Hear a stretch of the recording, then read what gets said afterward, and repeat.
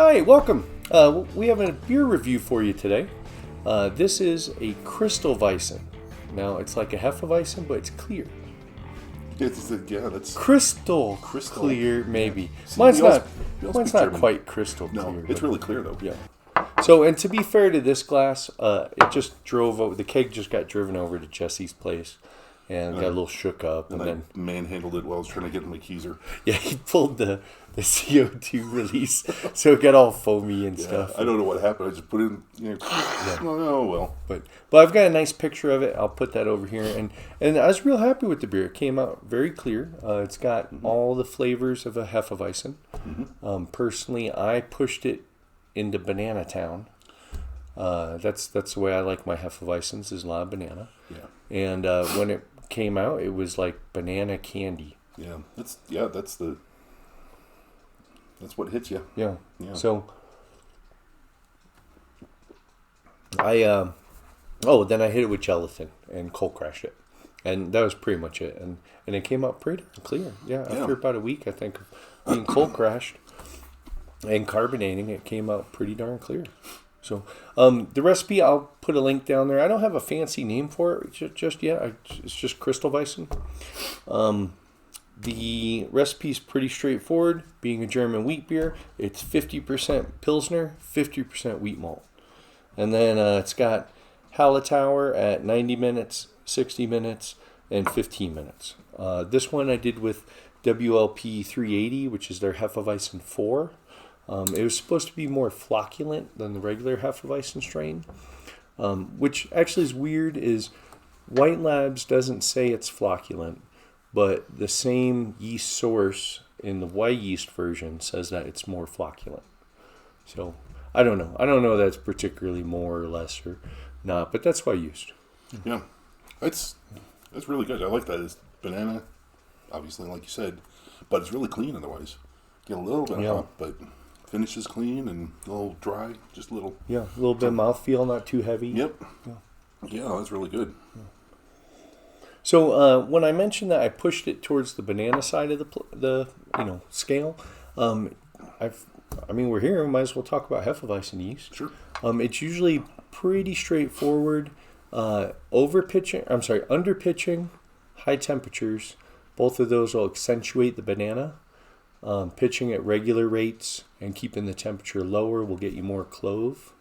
With this one other trick I used was, did we talk on the show about the reverse pressure driving up esters? Mm-hmm. So I think in a previous episode we mentioned an experiment where they did beers under pressure and found that if you put less than 1 atmosphere of pressure, it actually doubled the amount of esters, or increased it by some huge amount. I thought if it was reverse, it increased the phenols. It suppressed the esters, increased the phenols. Oh, maybe I'm wrong. Yeah, that's the way I have it stuck in my head, is that pressure increases the esters, and then the lack of pressure increases the phenols. Yeah, because banana's esters, right? Yeah. Yeah, so I don't think so. I think it's the esters got bumped up. I'll have to look. I'll put a note here of who's wrong and who's right. I'm curious. Yeah. But so with this beer, what I did is I did an open fermentation. I just put it in my Firmzilla, took the cap off, covered it loosely with a thing of foil. I fermented it at I think 68 degrees or 70 degrees, and and underpitched. Put hardly any yeast in it, and it just took off. So it's real easy to experiment on your own. I've done it before where I just split the batch, and you got a full pack of yeast, put a little tiny bit in one and put a lot in the other. See what happens. Boom. Yeah. Huh. Yeah, that's funny. I was just talking to a guy at work and mentioned I brew, and he said he tried a Hefeweizen one time, and he's like, "Yeah, first one was great, then I did it again, and it was just awful. I dumped it." And I was like, "Really? I'd be interested to know what he did." But first thing I said is like temperature's important. All the other ones you can kind of have some wiggle room, but I know this one is. If you didn't like clove and didn't realize it, oh, that's true. Yeah. Or if you didn't like banana, Yeah. Yeah, I mean, Hefeweizen is a really easy style to brew. Like I said, you just gotta watch your temperature.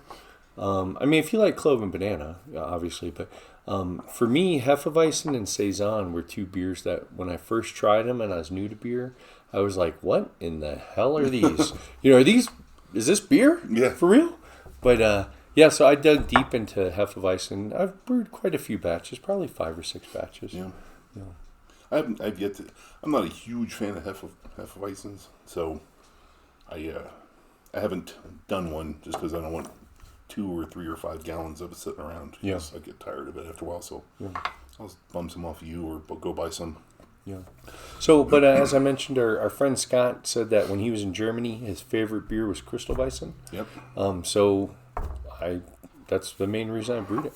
Yeah. So I know I was talking to a friend of mine a long time ago, and he was stationed in Germany back in the day, and he told me that he liked the New Belgium Mothership Wit when they were still making that because it tasted like the German Kristallweizen, but they don't make it anymore. And I think I found a recipe, and I was gonna make it, but it's on my to-do list. Yeah.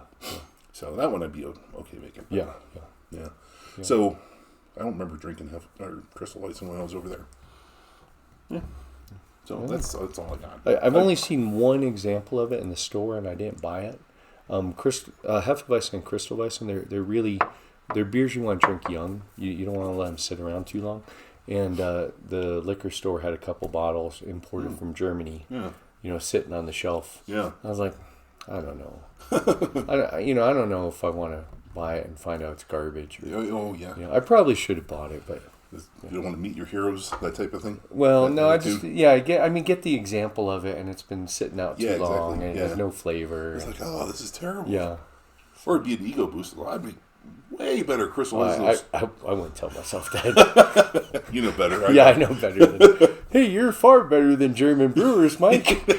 What do they know? They've only been doing it for like 1,000 years. Yeah, you've been doing it for 15. Same, right? Whatever. Or 15, maybe 10. I don't know, something like that. That's funny. But anyway, if you like Kristallweizen, let us know. Let us know what you do and don't like about it.